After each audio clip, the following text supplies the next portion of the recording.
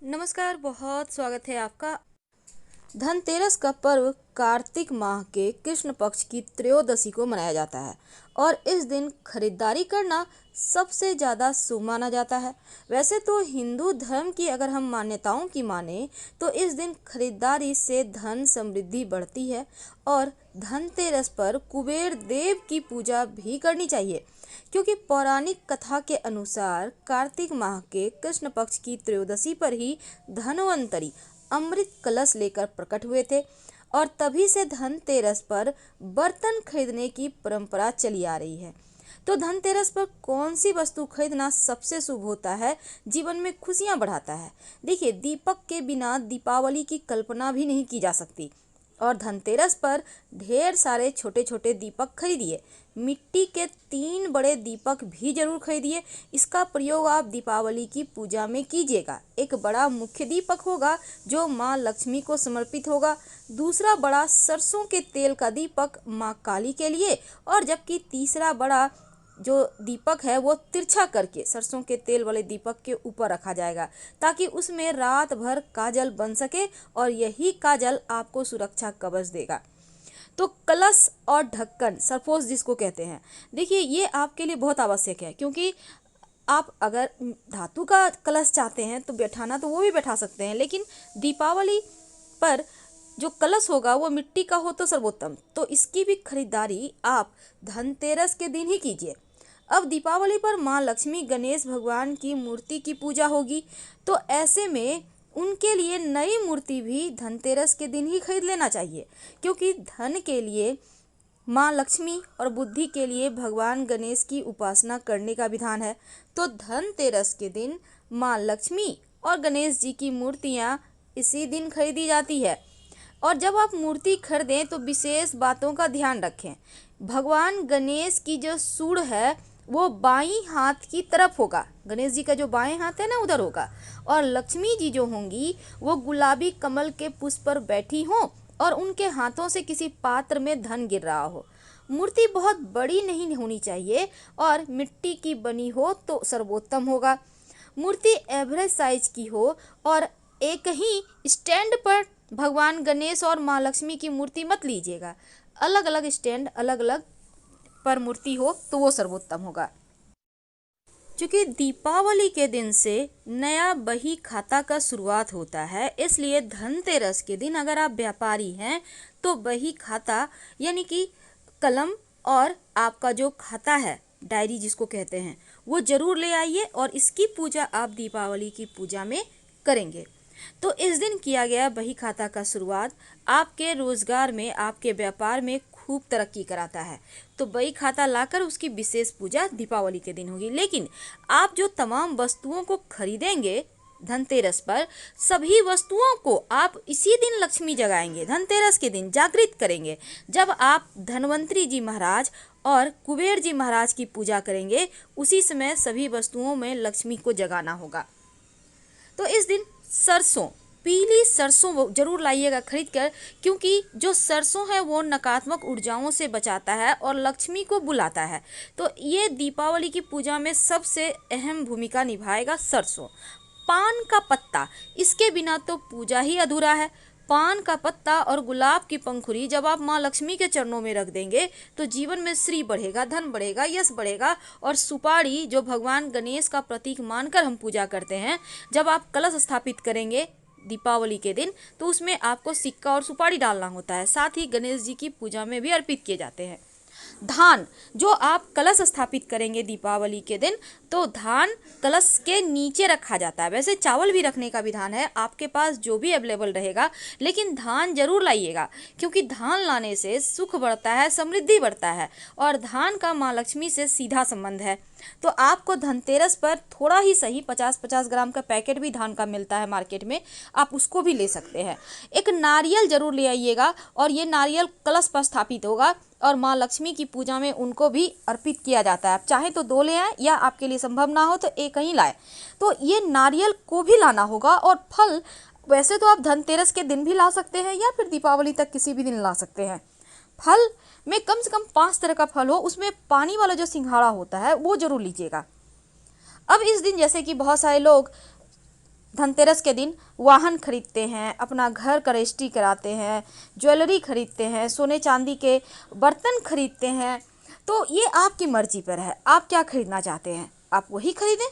जरूरी नहीं कि हर वर्ष हर चीज़ खरीदा ही जाए, लेकिन थोड़ा न थोड़ा खरीदना चाहिए। जो चीनी के खिलौने होते हैं ना, इसको जरूर खरीदिएगा। ये खिलौना पूरे साल जीवन में खुशियों और आनंद को भरता है। आपको चीनी के खिलौने मार्केट में जहाँ पर आप खील बतासे खरीदेंगे वहाँ पर मिल जाएगा, क्योंकि माँ लक्ष्मी की पूजा में खील और बतासे और चीनी के खिलौने, इन तीनों का बहुत महत्व है। इससे घर भरा जाता है, और घर भरने का मतलब होता है पूरा साल आप धन धान्य से भरपूर रहेंगे, आपके घर में खुशियाँ भरी रहेगी। चांदी का सिक्का, वैसे तो हर कोई हर साल खरीदना नहीं चाहता, तो आप ऐसे में पुराना सिक्का भी धोकर उसको फ्रेश करके यूज कर सकते हैं, कोई दिक्कत नहीं है। लेकिन यूज जरूर करना है, अर्पित जरूर करना है। तो बर्तन आप, चूँकि धन्वंतरी जी जो हैं वो कलश लेकर प्रकट हुए थे समुद्र मंथन से, तो जो बर्तन आप खरीदिएगा धनतेरस पर, खाली बर्तन घर मत लाइएगा। आप चम्मच ही सही, चम्मच भी खरीद लें, पर इसमें ही कुछ, जैसे कि खील बतासे आपने खरीदा या धान खरीदा, चावल खरीदा, तो इसी बर्तन में भर कर लाइए, खाली बर्तन मत लाइएगा। खाली बर्तन लाना अच्छा नहीं होता। धनतेरस के दिन झाड़ू खरीदने का विधान है। झाड़ू अगर आप घर ले आते हैं तो माँ लक्ष्मी चली आती है, और नई झाड़ू का प्रयोग तो आपको करना है, लेकिन जो पुरानी झाड़ू है अभी मत फेंकिएगा। इसको दीपावली के अगले दिन सुबह जब आप दरिद्रता को बाहर भगाएंगे और लक्ष्मी को अंदर करेंगे, तब इसका यूज आपको करना है और फेंकना है। नमक, जो नमक आप धनतेरस के दिन खरीद कर लाइएगा, इसी नमक से खाना बनेगा 5 दिन तक, धनतेरस से लेकर भैया दूज तक। घर में आपके किचन में जो पुराना नमक है उसको मत हटाइए, उसको भी यूज कीजिएगा 5 दिन के बाद से।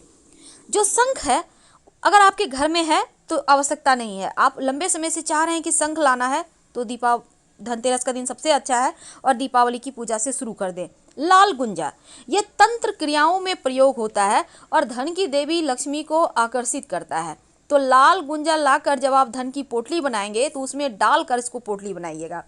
अगर आप श्रीयंत्र की स्थापना करना चाहते हैं तो स्फटिक का भी ले कर आ सकते हैं, लेकिन बेहतर होगा कि आप जो बना हुआ श्रीयंत्र होता है उसको ना लेकर आप कागज वाला या फिर जो उकेरा हुआ होता है अंक वाला उसको ले आएँ, क्योंकि उसमें गलती होने की गुंजाइश नहीं होती है। और इन चीज़ों में अगर आप इस टाइप का लाते हैं, थोड़ी बहुत भी गलती हो गई तो फिर दिक्कत बढ़ जाती है।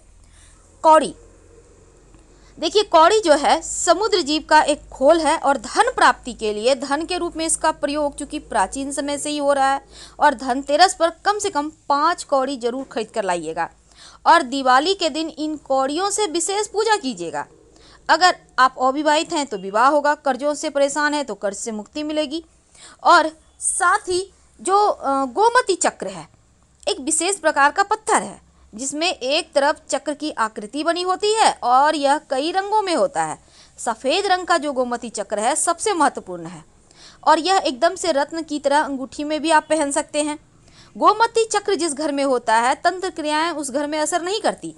और धनतेरस के दिन अगर आप 5 गोमती चक्र खरीद लेते हैं और दीपावली के दिन गोमती चक्र माँ लक्ष्मी को अर्पित कर सिंदूर में रखकर इसको रख लेते हैं, तो धन बढ़ता चला जाता है। इसको धन के स्थान पे ही रखा जाता है। लाल और पीला कपड़ा जरूर लीजिएगा। एक तो लाल कपड़ा माँ लक्ष्मी के लिए और पीला कपड़ा गणेश जी के लिए। आप चाहे तो सफ़ेद कपड़ा भी ले सकते हैं। और एक आसन ले लीजिएगा जिस पर आप मूर्ति को स्थापित करेंगे। अगर आपके घर में नया कपड़ा है तो लेने की आवश्यकता नहीं है। इलायची और लौंग, इसके बिना तो पूजा ही अधूरा है, क्योंकि माँ लक्ष्मी की पूजा में आप जितने ज़्यादा उन्हें, चूँकि शुक्र से संबंध है तो शुक्र को बेहतर करने के लिए लौंग इलायची का प्रयोग किया जाता है। तो लौंग इलायची माँ की पूजा में जरूर रखिएगा।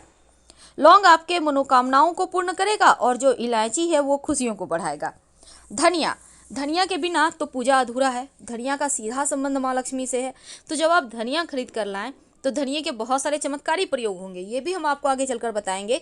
आपके घर में अगर कपूर है तो लाने की आवश्यकता नहीं है तो ले आइए। कपूर और लौंग जलाकर आप धनतेरस से लेकर दीपावली तक आरती कीजिएगा रोज शाम में।